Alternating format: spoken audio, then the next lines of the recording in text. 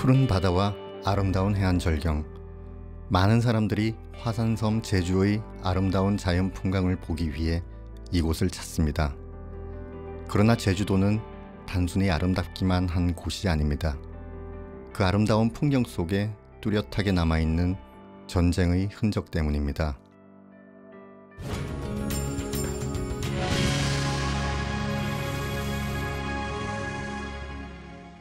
크게 고요하고 평안하다라는 뜻의 대정읍은 제주도에서 가장 넓은 평야지대입니다. 이곳에 넓은 경작지가 펼쳐져 있습니다.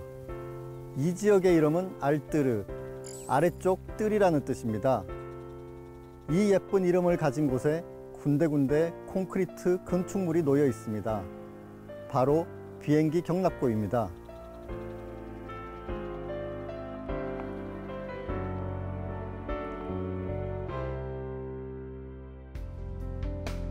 알뜨르의 비행기 경납고는 일제강점기 때 만들어진 군사시설입니다. 일제는 10여 년에 걸쳐 이곳에 대규모 비행장을 건설했습니다. 대정읍 전체 면적과 맞먹는 규모였습니다. 지금은 농경지로 사용되고 있지만 당시 건설한 비행기 경납고가 곳곳에 남아 있습니다.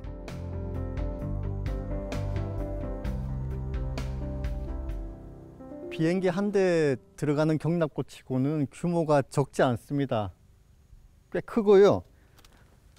이 콘크리트의 두께도 아주 두꺼워요. 그래서 폭격을 했을 때 이 안에 있는 비행기는 파괴되지 않도록 아주 강한 재료의 그 콘크리트 경납고를 만든 것 같습니다. 그리고 비행기가 이제 안에 있다가 유도를 따라서 나가면 이제 저쪽에서 활주로 해서 이륙을 해야 될 텐데요. 지금 그 뒤에 이 지역이 경작지로 바뀌면서 흙이 이렇게 많이 쌓였습니다. 그래서 경납고는 이 땅 속에 파묻힌 듯한 느낌이지만 본래는 저기 밑에 쪽이 원래 지면이었을 것이다 라고 추정할 수 있겠습니다. 경납고는 돔형의 콘크리트 구조물로 당시에는 생소했던 재료인 시멘트를 사용했습니다. 한때 철거하려는 움직임도 있었지만 철거조차 쉽지 않을 만큼 매우 단단하고 견고하게 지어졌습니다. 이렇게 둘러보다 보니까 궁금증이 들지 않을 수가 없습니다.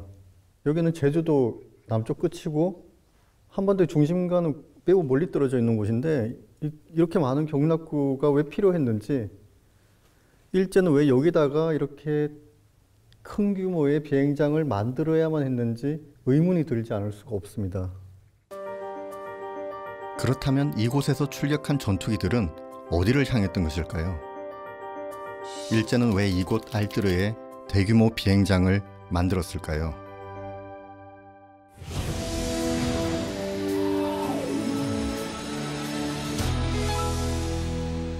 일본 나가사키에서 중국 대륙을 폭격하기 위해서는 그만한 항속거리가 필요하게 됐는데요. 당시 일본 전투기들은 일본 나가사키 항공기지에서 중국 대륙을 폭격하고 돌아오기에는 항속거리가 너무 짧았습니다. 그래서 불시착 항공기지로 처음 만든 게 알뜨르 비행장이었죠.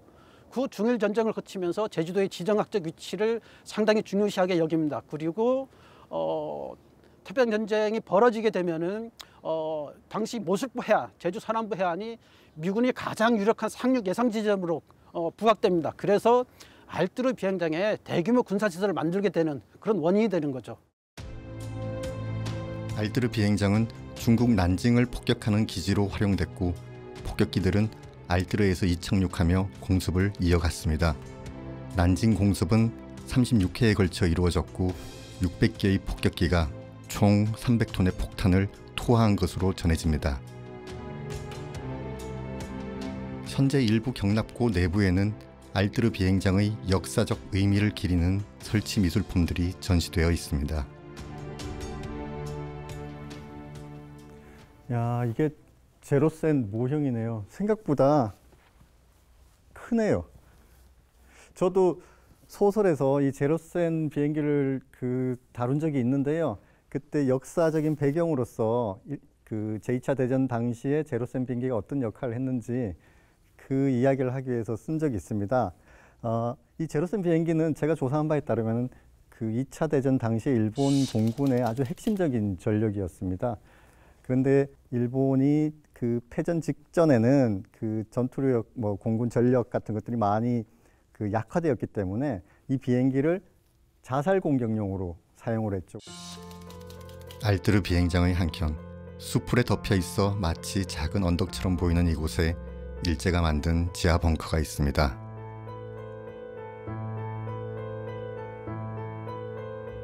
어휴, 아이고, 너무 좁은데. 그렇구나. 입구는 좁은데요. 이 가면 갈수록 점점 넓어지는 그런 구조입니다. 저쪽에는 큰 방도 있네요. 지하 벙커의 내부 벽면에는 마치 벽장처럼 파놓은 격실이 여러 개 있는데 전쟁 당시 어떻게 사용됐는지는 아직 정확하게 알려진 바가 없습니다. 천장은 돔 형식으로 견고하게 지어진 콘크리트 구조물입니다. 여기는 환기구가 있어서 바깥에 이제 빛이 들어옵니다. 저 위에서. 뭐 그렇긴 한데 도대체 이게 정확하게 어떤 용도인지 알 수가 없네요. 돌을 쌓고 흙을 덮어 위장한 이 지하 벙커의 용도는 무엇이었을까요?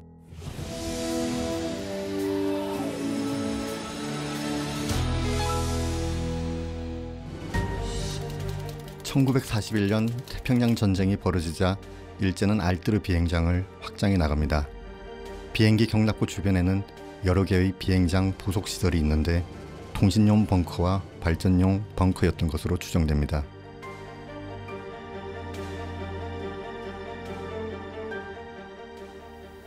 여기도 있네.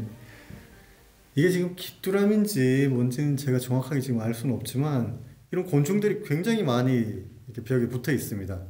아까 저쪽에 보면은 거미도 있었고 또 박쥐도 두 마리가 있고요. 콘크리트와 함께 제주에서 구하기 쉬운 현무암을 쌓아서 만든 이 지하 벙커는 태평양 전쟁 당시 일본군의 핵심 군사시설이었습니다.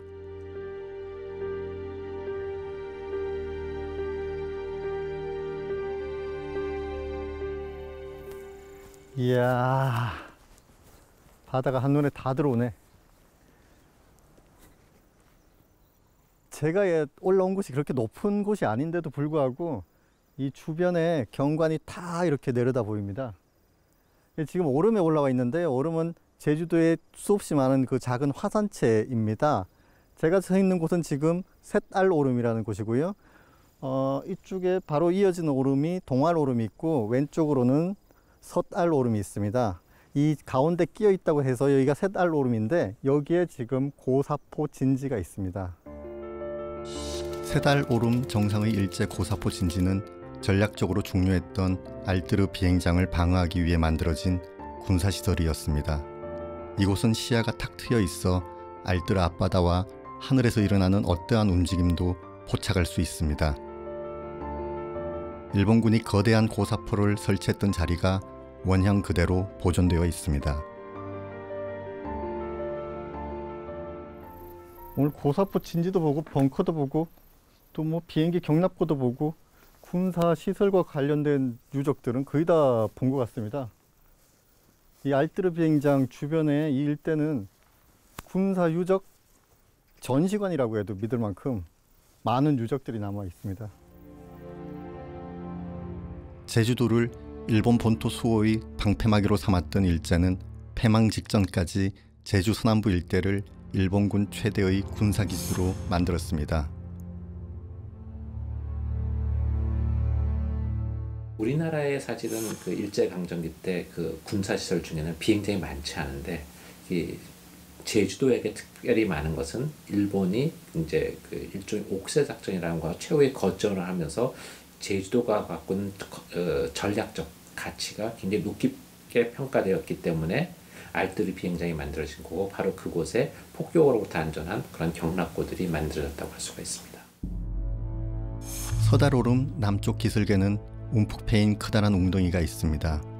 알뜨르 비행장 탄약고가 있던 자리입니다. 해방 후 미군은 탄약고를 다이너마이트로 폭파시켰는데 당시 폭파된 콘크리트 잔해가 그대로 남아 있습니다.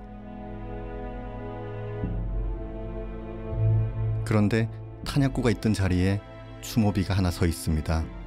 이 추모비에는 어떤 가슴 아픈 사연이 숨어 있는 걸까요?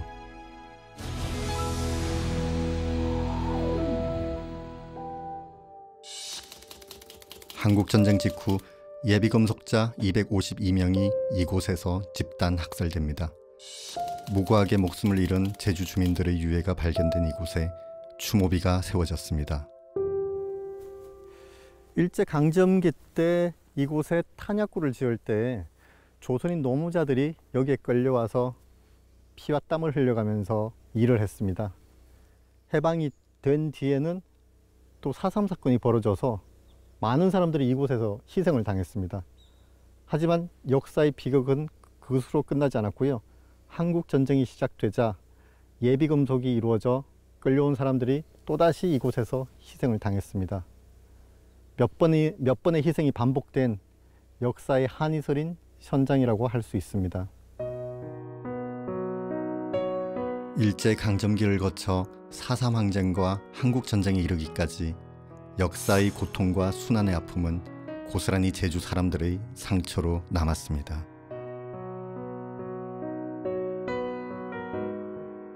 제주 사람들이 겪었던 억압과 고통스러운 삶의 흔적은 이곳 제주 서남부뿐만 아니라 제주 전역에 남아 있습니다. 평화롭고 아름다워 보이는 제주의 곳곳에 남아있는 전쟁의 상흔들을 우리는 조금 더 깊게 들여다봐야 할 것입니다.